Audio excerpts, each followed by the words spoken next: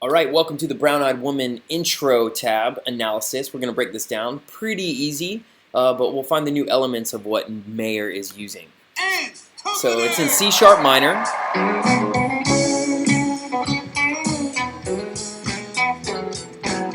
So he's going to start this off in C sharp minor, box 4, and he's going to stay in the same fingering rather because C sharp minor and E are the same idea, same scale. So he's starting here in box 4 of C sharp minor with a pickup, and he's adding the 5 here, which is chromatic tone, the 4, 5, 6. Not something typically Mayer would do, but now he's in the Dead and Company phase. It's very Jerry Garcia to do chromatic tones, and you'll see a lot of this. Also, another rule that he's kind of breaking is bending on the 1, but this is adding movement. So these are new things that we're seeing from Mayer that are really cool to add some different colors. So here, let's play that again.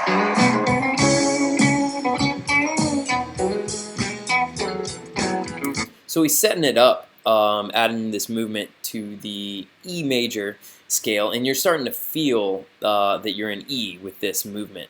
So he's setting it up to the C sharp minor, then setting it up to the E, okay? And then over here, now he's setting it up to the A, and he's landing right here on A, right on the A chord. And he's using this country riff, this build-up, and you'll see a lot of this in the solo of where you'll hit the triad, the 1, 3, 5, 6, 1.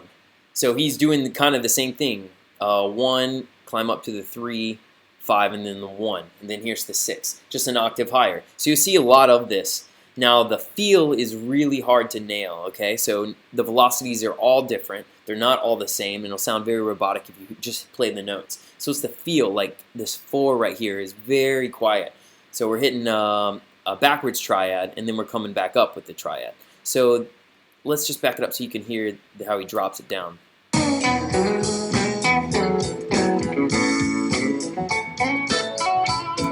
And this is very Jerry Garcia, the feel of this. So the slides and the grace notes, this is all feel, and it's just amazing Mayer's able to pick this up in his playing and just take it to the next level. And so anyway, we'll just keep moving. So he's landing on E. So he's really following the chords with this new style of playing. It's not just the pentatonic scale. We're using a lot of major pentatonic, a lot of triads, and a lot of feel, which is going to be really hard to teach. But here are the notes, and let's just keep breaking it down. So here we are just with another riff in this same position that he's down here in the E. So you try to find the positions that he's using in each chord that he likes to do in the same frets that he's kind of hitting on, right? So here it was really hard to hear. It sounds like he's hitting either the 6 or he's getting the 4, a bend, a full bend. With this program, it's hard to show that the 4 is bending there.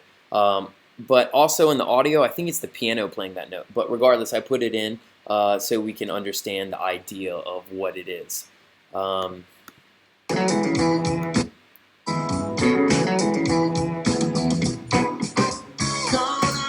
Okay, so he's just doing a chromatic climb up to the C sharp minor.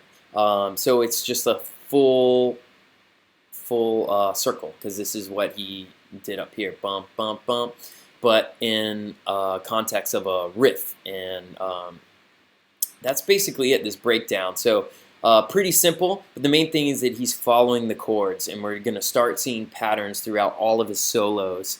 So anyway, that's basically the breakdown of the intro, and I hope you learned something new and start to learn these riffs and get them under your fingers. And really, the grace notes and the slides add so much to this new style of playing for Mayer.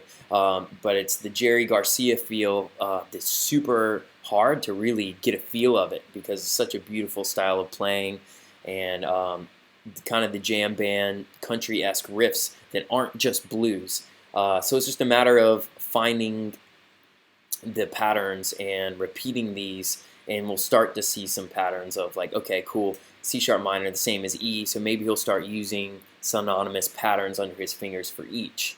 We're already starting to see some patterns here, octaves up, and that's it. So I hope you learned something new, and we'll move forward to breaking down solo 1 and solo 2, and we'll really start to see some patterns. So cool. Thank you.